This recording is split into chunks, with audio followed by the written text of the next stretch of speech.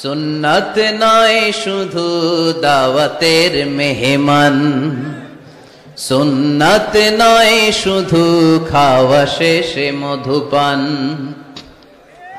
আরো কিছু সুন্নাত আছে তুমি জানো কি?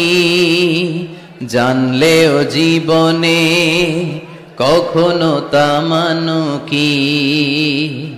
আরো কিছু সুন্নাত আছে তুমি জানো কি? জানলেও জীবনে কখনো তা মানো কি? সুন্নাত নয় শুধু পাগড়ি মাথায় দেয়া, আর সুন্নাত হলো অন্যায় বাধা দেয়া। সুন্নাত নয় শুধু মেষ চড়াতে যাওয়া, আর সুন্নাত হলো রাষ্ট্রনায়ক হওয়া।